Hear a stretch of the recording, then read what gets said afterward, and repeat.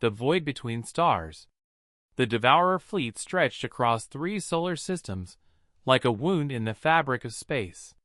10,000 warships, each the size of a moon, hummed with the cold hunger of the Vreth, a species that had consumed 47 civilizations in 4 millennia and had never once been told no. Commander Vorik stood at the prow of the flagship, his 4 eyes scanning the small, unremarkable blue planet ahead. Designation: Earth. Dominant species: human. Threat level: negligible. He raised a claw and gave the order. Begin the silencing. The Galactic Council chamber, neutral space. 300 light-years away, the Grand Chamber of the Galactic Council erupted. Ambassador Kellera of the Lumini, beings of pure light compressed into crystalline bodies, flickered so rapidly she nearly shattered. Elder Mos Thatwoks, the ancient Terranthian delegate, let out a sound like a cracking glacier. Even the hive of 17 minds, who had not expressed surprise in 800 years, began speaking all at once. "They are moving on Earth?" someone whispered. The chamber fell into a silence, so complete it had weight. Grand Arbiter Soren, a towering Cathali with skin like cooled lava, rose slowly from his seat. He had presided over this council for 200 years. He had mediated wars between gas giants. He had negotiated the Silence Accords after the Pulsar conflicts. In all that time, no one had ever seen him look afraid. He looked afraid now.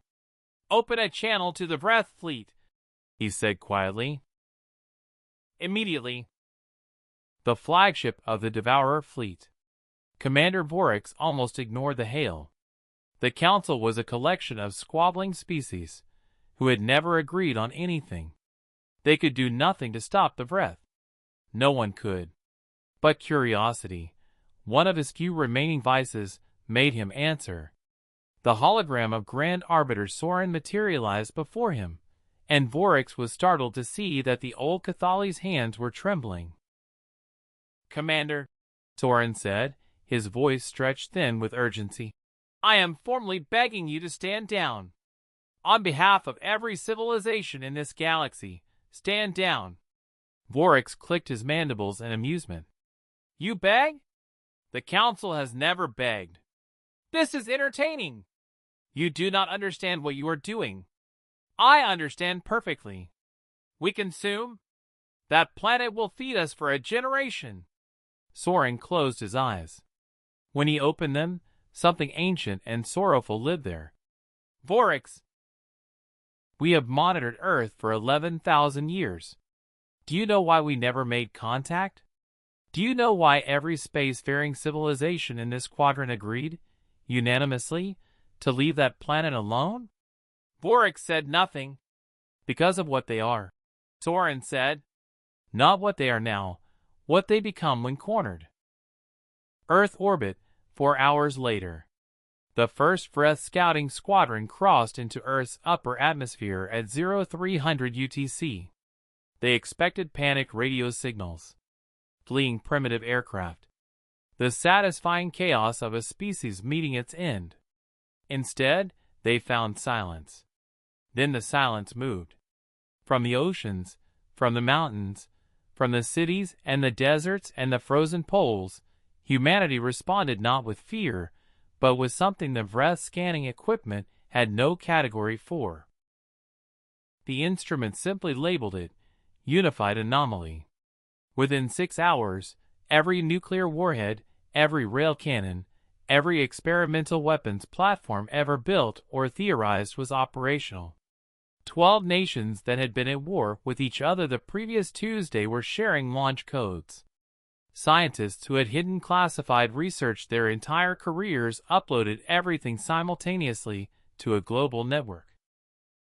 The Vreth lost their first moonship to something humans had apparently invented that morning. The Galactic Council chamber, the next day. Grand Arbiter Soren watched the battle reports in silence. Ambassador Kellera appeared beside him, her light dim and solemn. "How long?"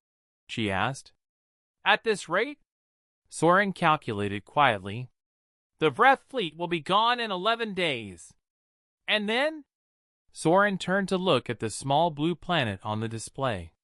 Even now, he could see what the Vreth could not, that Earth was not fighting desperately. Earth was fighting efficiently, calmly, as though this were simply a problem to be solved. And then, he said, we pray they forgive us for watching and saying nothing for 11,000 years. He straightened his robes. And we prepare a very careful welcome letter. Somewhere across the void, on a pale blue dot, a species that had never met its neighbors looked up at a sky suddenly full of enemies and smiled. They had waited their whole lives for this.